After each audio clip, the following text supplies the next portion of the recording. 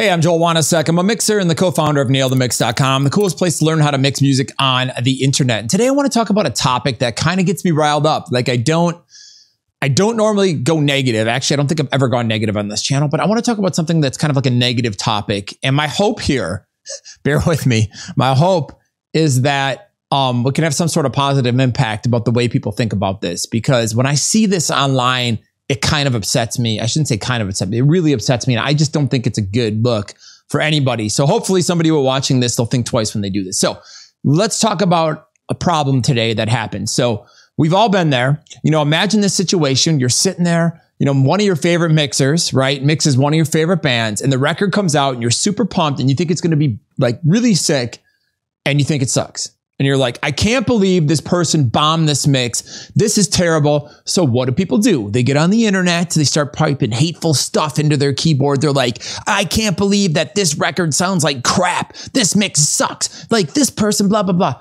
And then like everybody starts piling on. And then, you know, it's just like a really bad look when somebody does that. And I get it. Like we all want to have our voice heard and all this crap, whatever, you know?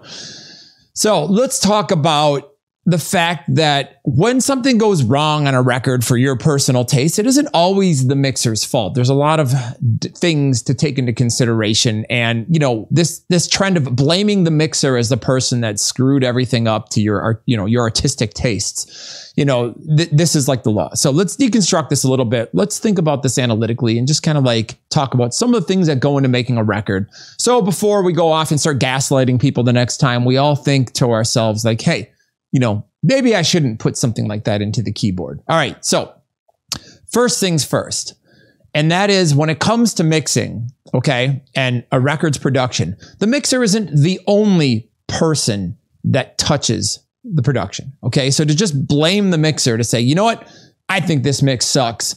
This record's terrible, blah, blah, blah, blah, blah. This person, that's not really fair. And the reason is how many other people touch a production? Okay. The first thing, it starts with the label, right? Usually, or if the band is self-produced, you know, but like, you know, it usually starts with like a producer and a budget and a label and a manager. And somebody has sat down and had a meeting and said, hey, this is the type of record we want to make. This is the sound that we're going to go for. You know, sometimes artists get it in their head after, you know, they put out a certain amount of records. They're like, I want to do something totally different, something artistic, something that's me, something that's more genuine, you know, or whatever, you know, people go through different phases and stages in their life. You know, you might be like on a death metal kick and then 3 years later you listen to disco, you know, like it happens. It totally happens. That sounds like an extreme example, but you know what I mean? Like people go through different phases in their life. As they get older, they mature, they change. And, you know, artists are no different. A lot of artists will go through like, hey, I don't want to make music like I made when I was 16.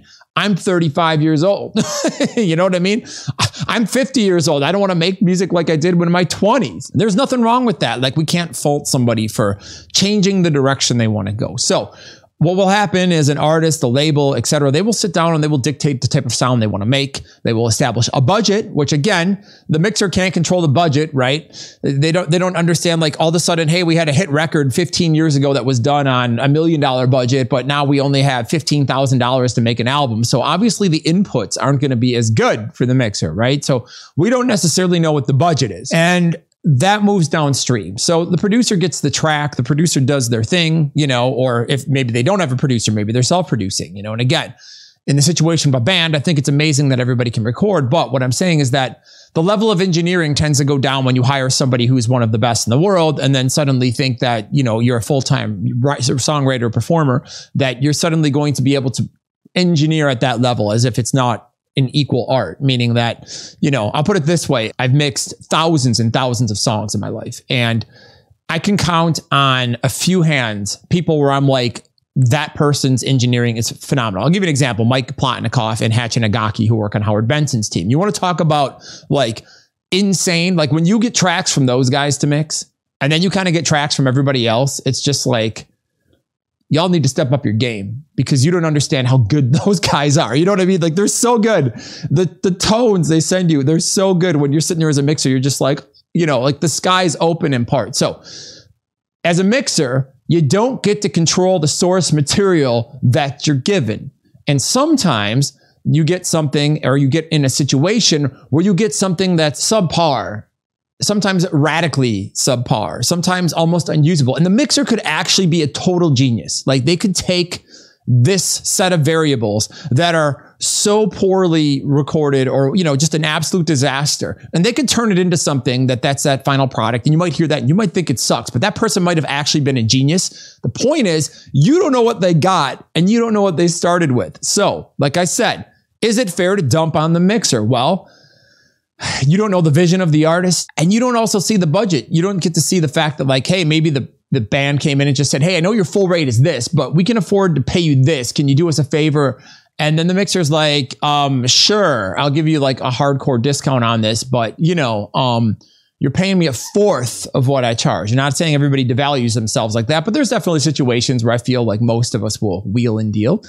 Depends who it is and stuff like that. And, it's like if I really want to work with a band, and they come in and their budget's garbage, and it's like, I don't want to say almost insulting for me to take. Sometimes I'll say yes if I really like the band, like that happens. It's a normal thing. So not saying that should affect your performance, but it's like your tolerance for BS is definitely going to be a little bit lower when somebody lowballs you than when they come in and they're paying you full rate and they're giving you that trust. So there's definitely like a psychology thing. It'll affect your bias as a mixer is what I'm saying. As much as you try not to, like I will try to give every band the most, but there's a point, like if I get to round 7 and somebody's totally screwed me on money, I'm gonna be like, look, I want more money, period. Okay, because it's fair. Like we're wasting time now and this is getting ridiculous, right? Whereas if somebody's paying you full rate, you'd be like, all right, let's go, So it's not a problem. So you can't control the variables you get as a mixer, right?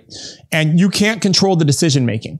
Because what happens sometimes, I've seen a couple of these situations where maybe, how do I put it? Like somebody puts out a record and then I'm good friends with the person who did it. And then like, I go online and that, that's the dump of the week. Somebody's like, I don't like this record. And everybody piles on, and that person's my friend. And like, I'm talking to them and they're like, oh man, the band totally made us do this and we wanted to do this. And we're not happy about it. So sometimes the mixer gets forced and they get handcuffed and forced to do something that they don't want to do artistically. But at the end of the day, like, look, I got 3 kids to feed. You know what I mean?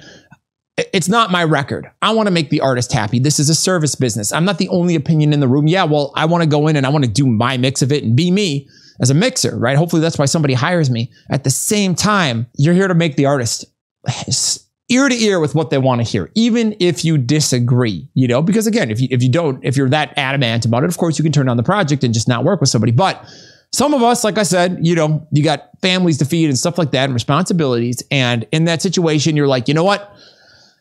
I'll bite my lip, shut my mouth, do my job, and take the money because I got to feed some kids. You know what I mean? So there's nothing wrong with that. That's part of life. Like how many people have a job that they do every day that they don't like? That's like what, 90% of society? I don't know. I'm pulling that number out of my butt, but the band can sometimes totally screw up their record and take it into, because they're in a weird vibe right now. Maybe they're all on drugs. Maybe they all just got out of rehab. Maybe they're all going through divorces. Like who knows what's going on in their life? And they're in a weird headspace and like they're off in they have this idea in their head that they want to go in some direction. And everybody on their team is like, no, don't go in that direction. And the band's like, we don't care. We're doing it. Don't tell us what to do. And, they get to mixing and they're like, the mixer does their thing and they're like, nope, 180, we want this. And then the mixer's like, okay. So, is that the mixer's fault? Do you know that when you listen to a record, the backstory of it? I don't. We're always looking for like a boogeyman or like a demon or something to chase. You know what I mean? Someone to point the finger at and be like, it's your fault. But it's a combination of a whole system of people. So that's something I think is really important to take into consideration. It isn't necessarily the mixer's fault, but the mixer always gets the blame for some reason. Now, there's also another stage after that, and that's mastering. And mastering is one of those things where, again, how do I put it nicely? I've had masters come back and I'm just like, wow, I can't believe you got my mix to sound like this. This is so incredible. I'm so happy. And I've had masters come back where I will get on the phone with the mastering engineer and be like, look, this is way off base. Why did you do this? Like you literally ruined what I'm doing and I'm not happy about it. And I'll go fight them on it and try to get them to see what we were trying to do. Now, generally as a mixer, like I don't hire mastering engineers that I don't like, but sometimes I'm forced to. And then in that case, I will definitely go to bat, as I think most mixers will. So sometimes you can take a mix that's, everybody thinks is great and signed off on. And then it comes out of mastering and the mastering engineer like radically changes like the bottom end or does some weird thing to it and it mid-side and adjusts the balances that, you know, we sat there for weeks trying to nail perfectly. You know what I mean? Like, and just totally messes up the mix. Like it happens. It's happened to me. It's happened to pretty much everybody I know that does this professionally.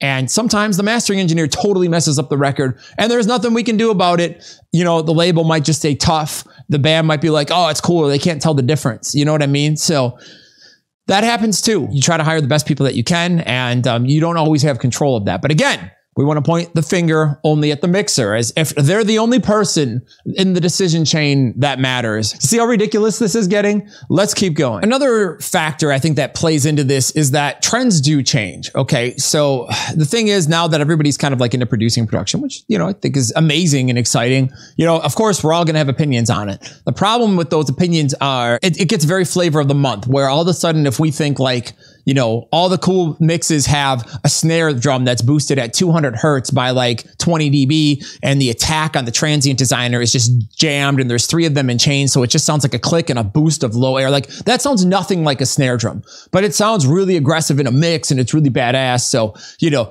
we might like mixes like that. And then the artist sits down and they're like, you know, I want my drum sound to sound like real drums. What a concept. And then so the band puts out like a really natural mix. And then everybody that, you know, what likes these really hyped, overbaked mixes comes in and says, hey, this sounds like crap. Listen to this snare. This is weak. Like, why isn't 200 boosted by 30 dB? Like, that's an artistic decision. There's nothing wrong with that. There's all different types of aesthetics, you know, warm mixes, bright mixes, clear and separated mixes, really gelled and dark mixes, mixes that sound really organic, mixes that sound like really over the top and super extreme. You know what I mean?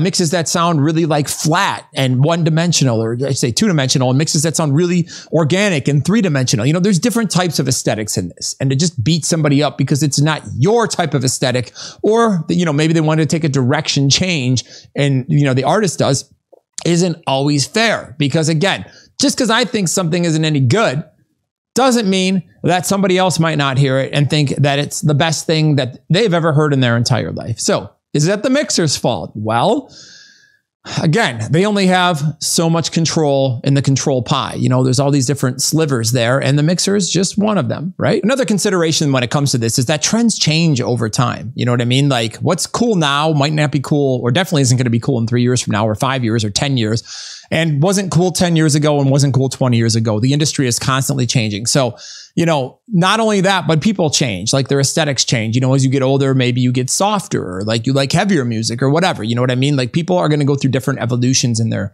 sounds. People are going to do it. So you can't say, oh, this person was doing great work 15 years ago and now they've lost it. Well, not necessarily. Their style and, you know, their aesthetics may have changed. The type of artists they're working on, maybe the people they're working for have a different artistic direction. Like trends change. Period. Seriously, they change. So it's hard to sit there and say, okay, well, you know, this doesn't fit the trend today of what I like. This isn't any good. You know what I mean? Like that's totally not fair. I'll wrap this up. And as a final point, when people do this, I think it's a bad look. You know, I don't think it's something like, I get it. You know, sometimes we get riled up about things. We post stuff we shouldn't online. It's part of maturing and growing up. Like I've done it a million times in my life where I posted something online. I'm like, you know, the next day, I'm probably going to take that down. I shouldn't have said that. That was stupid. You know, you're just in a bad mood, having a bad day. Like it happens to all of us. But maybe, I guess my goal here is it probably won't matter, but I'm going to try anyways, is that maybe next time something comes out, like we won't gaslight the mixer because it may or may not be their fault. And even if it is, maybe it's a choice, like a deliberate choice by the artist, the mixer, and they want it to sound like that. Like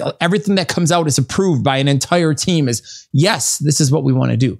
So think about that next time you post. The other thing is, and this is for those of you who are aspiring to do this professionally, if you're out smashing people who are at the top of this game, it's what you may or may not understand is how small of an industry is. Like I'm friends with a lot of people, you know, a lot of people. And, you know, when you get into these circles, like it's very small, like all the rock people, you know, we're all friends. All the metal people, most of us are friends, you know, pop people, etc. People that work in these industries, like everybody knows each other. So like if you're sitting there on the internet and you're in your pajamas before you go to work and like you see somebody gaslighting one of your homies who you know is brilliant at what they do, and you see that kid mouthing off, you know, and like, oh, aspiring producer, you think you just opened or you closed doors for yourself. Because like, I don't know. I always put that in my head and I'm like, all right, that person's a troublemaker. Like, is that the kind of person I want working for me potentially at one of my staffs? Is that somebody I'm going to recommend next time, some A-listers looking for an intern, and they call me and say, hey, can you help me find somebody? You think I'm going to recommend that person? Hell no, absolutely not. So I'm just saying a little bit better behavior online, be a little kinder to each other and more supportive. This is a tough industry. It's really hard to make it and to stay on top and even, or even get on top. And then if you get there, to even stay on top for more than, 3 years, right? So it's really, really difficult. So, have some respect for people that have done it, that have been around, that have been successful at it. You don't need to gaslight everybody. It's cool that you want to assert yourself and your opinions and all that stuff. And you want to have your opinion and your criticism heard and express your view. If we can't have constructive feedback and blah, blah, blah, blah. Yeah, well, there's also a difference between constructive and destructive behavior online. So what I'm saying is that if we all behave a little bit better and we're a little bit more supportive of each other, right? And we're a little bit nicer online, I feel like that's a good thing. And that's my point here. So, all right, I'm going to wrap it up with that. Hopefully that gives you some food for thought.